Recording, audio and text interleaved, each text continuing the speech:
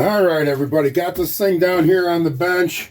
Gonna get it all pulled apart. I just took like 15-20 minutes, went around it with this wire brush, cleaned off all the dirt I could on the outside of it. It was pretty dirty actually, but that way less dirt you got to worry about getting in. I know we're gonna put it in the ultrasonic cleaner right here. Let me show you. Boom. You can see I already got it full or half full of water. I'm going to add our detergent to it. This is what I use. Don't use anything really strong. A lot of the purple stuff out there is not good for aluminum. It will actually eat it and corrode it, so I don't use that. I bought a gallon of it for this at first, but then when I read it, I couldn't use it. So I use this. Works fine. It's very mild. It's never given me a problem. So that's it. I mix it half and half, water and the green cleaner in there.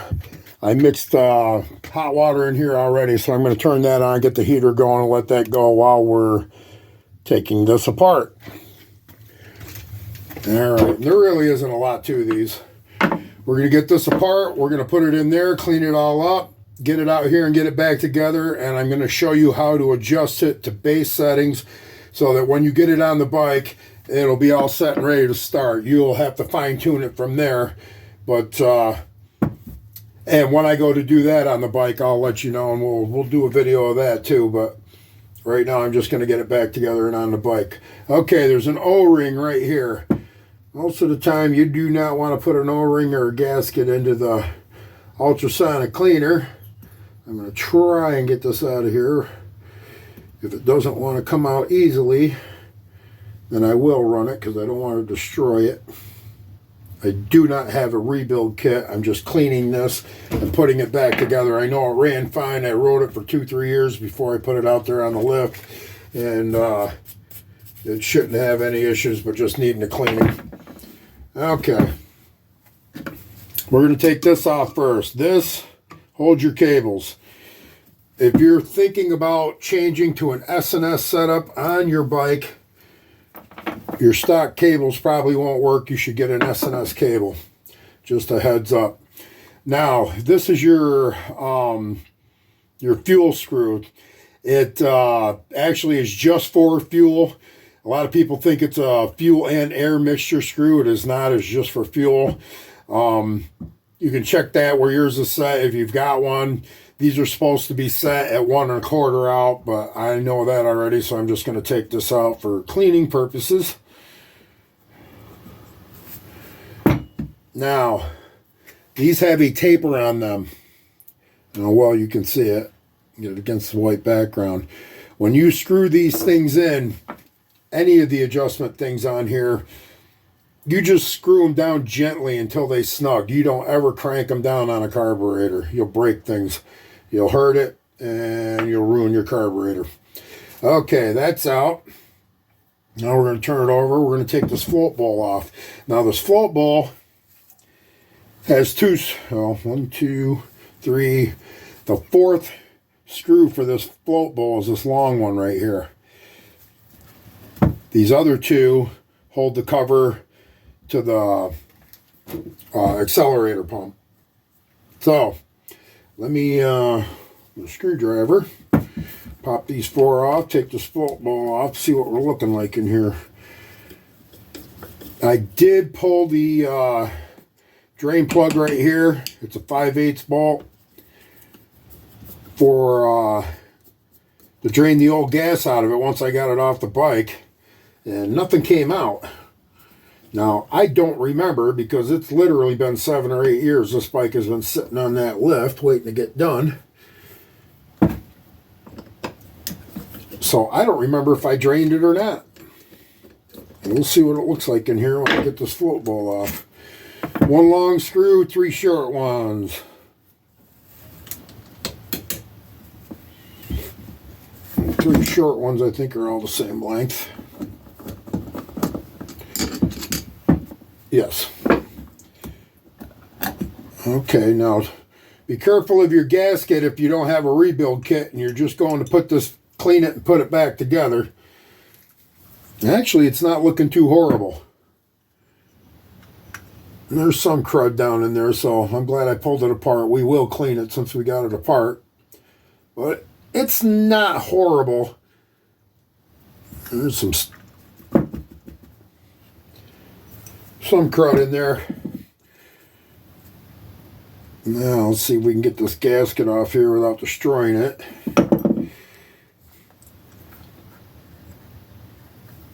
Loose everywhere, but on these two little, see if I can gently coerce it into coming off. There we go. Dun dun dun.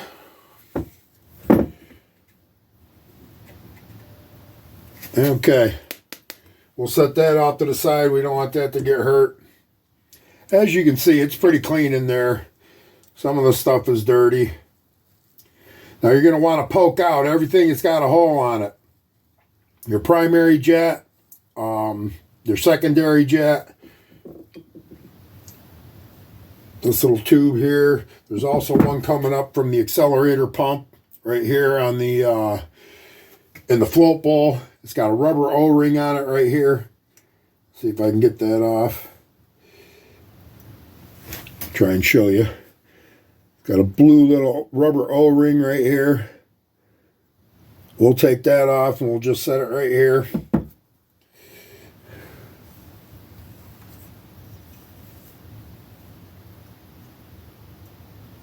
All right. Now, to take this float out of here, there's a screw right here. There's a rod that goes across here that this pivots up and down on. Turn it this way. And right here is where your fuel comes in and shuts off when that float goes up and down. Now, the screw holds that access point on there. We take it off like this.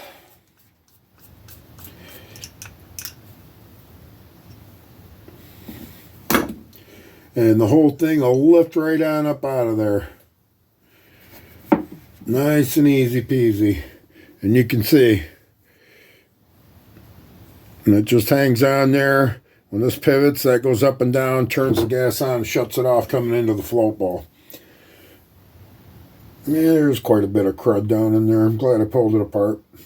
All right. Good enough. That's all there is to taking this apart. On the bottom, you have your accelerator pump. Now this, you take these two screws out. Now when you do this, be extremely careful because there's two little passages down in here. One of them's got a spring with a bearing in it, and the other one's got a bearing in it, and you don't want to lose any one of them. Plus, they got a little rubber O-ring on them and a gasket, and you don't want to lose any of that stuff, so you want to be careful when you pull this up off of here that nothing goes flying. Get your screw broke loose. There we go.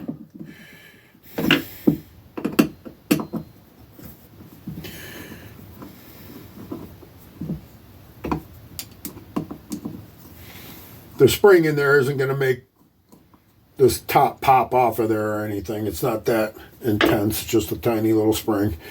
Just a check valve. But it's to keep pressure on the ball bearing that's in there. Oh, wow. Oh, my. Look at all the crud in there. And like I said, there goes that spring and ball bearing.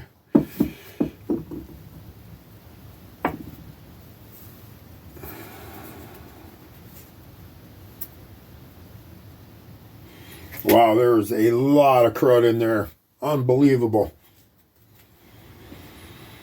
You have to do a bunch of cleaning in there before we put it into that. Now, you can see there's a blue rubber O-ring right here. And there's one still down in here, and there's a little bearing under it. The spring and ball bearing go in the hole closest to the center.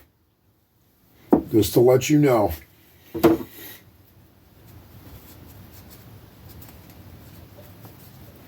And the spring goes in first and then the bearing on top. Because what happens is that bearing comes up when that spring pushes it up and it seats against this hole here and shuts off that passage. Now we're going to take both the O-rings out of here. Again, without destroying them. They're the same size, so it doesn't matter where they go. Actually, one looks a tiny bit bigger than the other one, but maybe that's just an optical illusion. Now,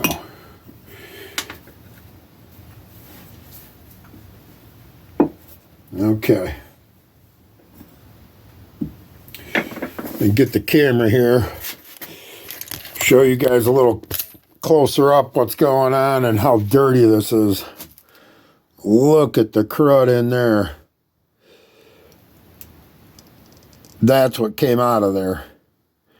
So yeah, I'm glad I pulled this apart because that is filthy. Filthy, filthy.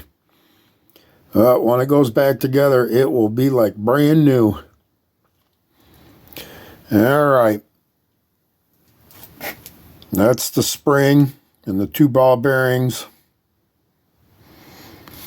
Like I said, the spring and ball bearing go in this one, ball bearing on top. And then the other bearing goes in this one here. And they both get the blue O-ring on them. So make sure that's all together. Now this is a diaphragm right here on this that comes off. I'm going to have to see if I can work that off of there and look under there and clean everything up too. Okay. Let me get that diaphragm off of there and see what that's looking like under there.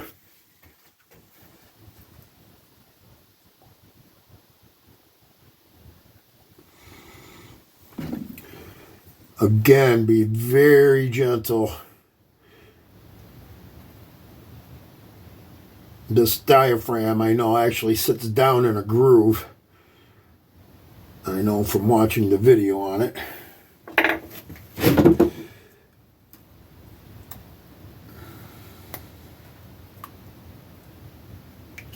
Okay. Now there's a little spring under here too. I'm going to try and show you why I take this off so you get it. Okay, that's the diaphragm. And it goes down with concave side down. And that's the spring that comes out of it. So don't lose that either. And as you can probably see, it's not real clean in there either. But we're going to get all this cleaned out, poked out, cleaned off with a wire brush in there and ready to go. I will get back to you when all this stuff is back out. Just so you know, I take a strainer like this. I put all the little pieces in there. I set it down in there and I do it. Then I'll probably just do the two parts of the body by themselves. You just put them in there. This has a timer on it. You set it for 5 minutes. That's the max time on it. If it's not clean enough after that, I run it a second time. But usually I've never had it take more than 2 times to get everything good and ready to go. We'll get her all back together. And I'll get her back on the bike. She'll be ready to go as soon as we get gas in it. All right. I'll be back in a bit. Okay, everybody. This ultrasonic cleaner just shut off. I got a nice clean paper towel here to put all the clean parts on. Ran for 5 minutes in here. I'm sure that'll probably be enough for these. Pull everything out. Shake it off a little bit. Now, everything out. Spread all this stuff out and dry it all off.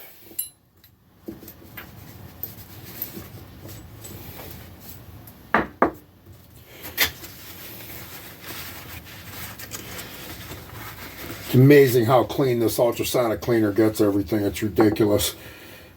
Look at this aluminum. It's literally like brand new. Just crazy.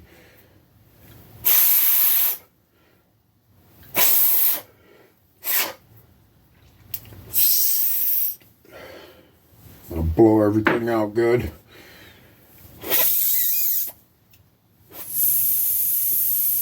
I do not have compressed air down here in my basement. And even if I was out in the garage, my compressor decided to go south on me. So now I got to get a new one. But in the meantime, we can still get this done. I'm going to go back through. I'm going to re-poke out everything here. You can see it's got some sideways jets that, or ports that go through it. This one's got 4 of them go through each side and down the center. All right. Now this is the main jet. Actually, after I shut the camera off a second ago, I pulled this main jet out. It's a 1/2 inch. I pulled the plug out of the float ball that was 5/8 and threw them in there too. Now this main jet has 5 holes down the side of it. You want to make sure you poke all those out again. They don't go all the way through. They're just in the one side. Make sure that hole up the center is clear. That's a big one, so you can see right down through that. Okay. And then we got all that done. I'm going to pop this float bowl in the ultrasonic cleaner, and I'm going to let that go for a minute.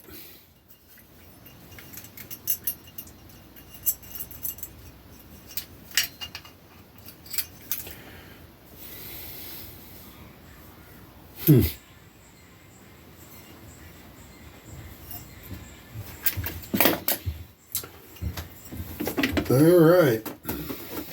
Put this down in there, just like so. We'll pop that down in the ultrasonic cleaner. Set it for 5 minutes. Put the lid on. Turn it on. I will be back in a second when that's done. And we'll get this body in there and do that. And when everything's done, we'll pop it back together. Okay, see you in a bit. All right, that's all done. Right after I shut off the camera, I decided I wanted that butterfly open a little bit so it get good and clean all the way. It's still amazing to me. Look at how clean that is. Absolutely ridiculous. That was just black. Cleans that so nicely. Got a little bit in there, a little residue. I'll wipe this out a little bit. As you can see, there's still some black stuff coming out of it. Get you pointed over here where you can see what I'm doing.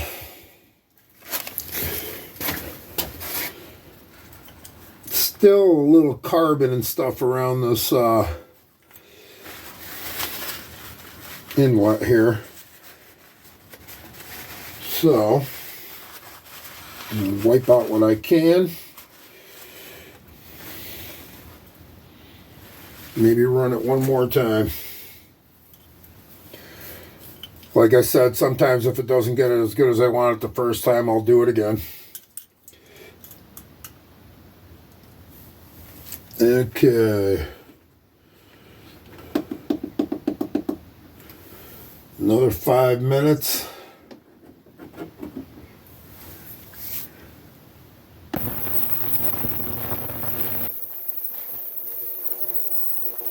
She's back in there for another 5 minutes.